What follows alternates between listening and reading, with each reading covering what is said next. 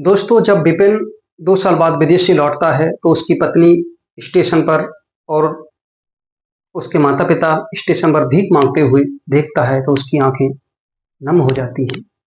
उसके पैरों तले ज़मीन खिसक जाती है कि इन पर क्या मजबूरी हुई मेरे विदेश जाने के बाद जो ये भीख माँगने पर मजबूर हुए। आइए जानते हैं इस पूरी कहानी की सच्चाई। बने रहिए हमारे साथ। यदि हमारी कहानी पसंद आए, तो कहानी को लाइक करें और हमारे चैनल को बस सब्सक्राइब करें। चलो चलते हैं इस कहानी में। अलीगढ़ के एक गांव में एक परिवार रहता था, जिसमें 2 भाई थे। एक का नाम अशोक था और एक का नाम विपिन था। अशोक बड़े भाई का नाम था, छोटा भाई था उसका नाम विपिन था। वो अपने माता और पिता के साथ खुशहाल जिंदगी जीते थे। उम्र बढ़ती गई। उम्र बढ़ने के साथ साथ अशोक की शादी हो जाती है। अशोक की शादी एक लड़की से होती है, तो उसका चरित्र ठीक नहीं था। जब उसका चरित्र ठीक नहीं था, तो वो जो विपिन था, उसका छोटा देवर था। उसको अपने नैनों के जाल में फंसा लेती है, अपनी मीठी मीठी बातों में फंसा लेती है। और यहाँ तक कि वो इतनी बदचलन थी। अशोक तो उसका पति था, लेकिन विपिन था। विपिन से वो शारीरिक संबंध भी बनाती है और विपिन को अपनी बातों में उलझाए रहती है। विपिन से अपने कहने पर सब काम कराती है और विपिन करता रहता है, क्योंकि उसकी बातों में फंसा हुआ था। आपस में वो उनको प्यार हो जाता है, क्योंकि वो बदचलन थी। बदचलन तो किसी से भी प्यार कर सकती है, न देवर है, उसकी तो किसी का शर्म ही नहीं होता है। बदचलन तो बदचलन होती है। कुछ दिन व्यतीत होते गए। 1 साल 2 साल व्यतीत हुई।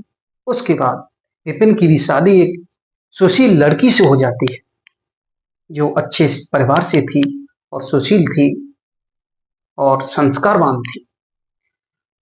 जब उसकी शादी होती है, तो विपिन अपनी पत्नी को, जिसका नाम था पूजा, विपिन पूजा से बिल्कुल भी प्रेम नहीं करता है, उसके पास नहीं जाता है, उससे कोई अपनी मन की बात नहीं कहता है, ना उसकी सुनता है। तो वो इस बात को लेकर बहुत दुखी थी कि मैंने क्या इनके लिए कमी कर दी, जो मेरे से ये ऐसे करते हैं। मुझसे नहीं कभी बोलते हैं, नहीं कभी मुझसे प्यार से बात करते हैं, ना मेरे पास आते हैं। वो अपनी भाभी से ज्यादा प्रेम करता था, उसको तो बिल्कुल देखता ही नहीं था।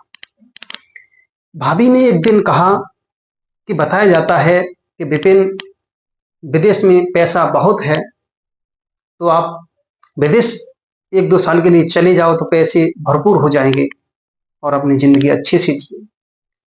विपिन तो प्यार में पागल था, अपनी पत्नी को नहीं देखता था। विपिन भाभी की बात में आकर विदेश चला जाता है। अच्छे परिवार से था। जब विदेश चला जाता है, तो 2 साल हो जाते हैं, गुजर जाते हैं। 2 साल गुजरने के बाद जब वो वापस लौटता है, तो उसकी पत्नी और उसके माता और पिता स्टेशन पर बैठे हुए भीख मांग रहे थे और कह रहे थे, उन्होंने विपिन के चेहरे की तरफ नहीं देखा था। वो विदेश से आता है और ट्रेन पकड़ता है। आके जब स्टेशन पर आता है, तो विपिन की पत्नी कहती है, साहब 4 दिन हो गए कुछ खाया नहीं है, कुछ दे दो, तो उससे हम अपना पेट भर सकें। विपिन कहता है, चलो भिखारी हैं, विदेश से तो लौटाई हैं, कोई दिक्कत नहीं है। तो वो 10 रुपए निकालता है और उसके हाथों में थमाता है। वो कहती है कि आपका लाख लाख शुक्रिया, भगवान आपको बरकत देता रहे। विपिन को कुछ जानी पहचानी आवाज लगती है कि ये तो मेरी पत्नी की आवाज महसूस होती है। वो पलटकर जब पूजा की तरफ देखता है, तो उसके पैरों तले जमीन खिसक जाती है। जब पैरों तले जमीन खिसक जाती है, उसकी आंखों में आंसू आ जाते हैं।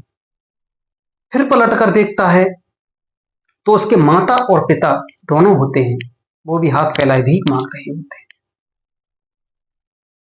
उसने अपने माता पिता को पहले गले लगाया, फिर उसने अपनी पत्नी को गले लगाया और कहा कि आप पर मेरे विदेश जाने के बाद क्या पहाड़ टूट पड़ा जो आपको भीख मांगने पर मजबूर होना पड़ा।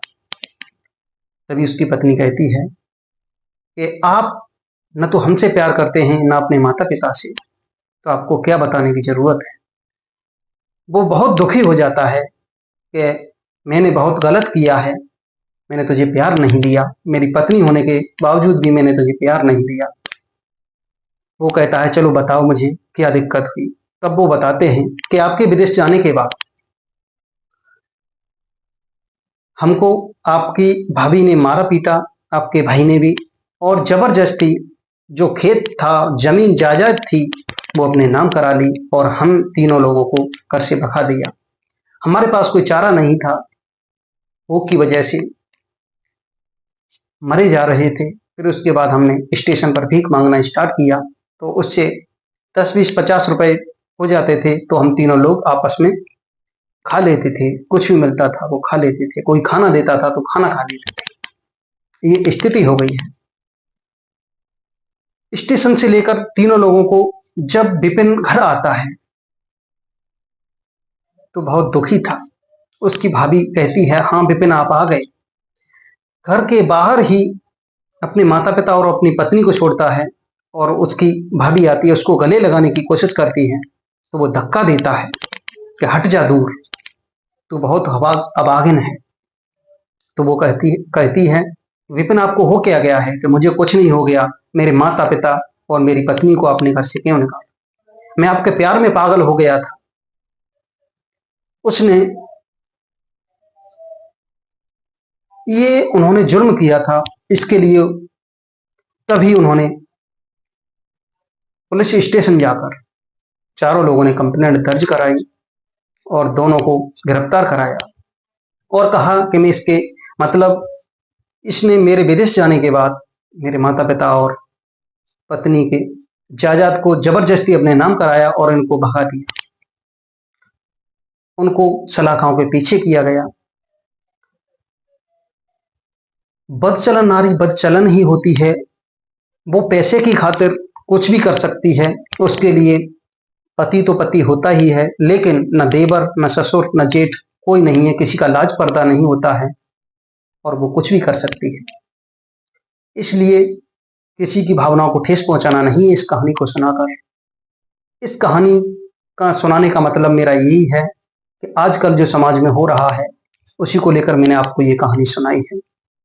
उस बदचलन नारी को उसकी सजा मिली और फिर से उनका जमीन जायदाद जो भी था उनके नाम कराया गया और उसे जेल में डाला गया। कैसी लगी आपको कहानी? आपकी अशोक की पत्नी और विपिन की पत्नी के बारे में क्या राय है, विपिन के माता पिता के बारे में क्या राय है और विपिन के बारे में क्या राय है, कमेंट बॉक्स में अवश्य बताएं। कहानी यदि अच्छी लगी हो तो कहानी को लाइक करें और चैनल को सब्सक्राइब करें। फिर से मिलते हैं एक इंटरेस्टिंग कहानी के साथ, तब के लिए जय हिंद जय भारत।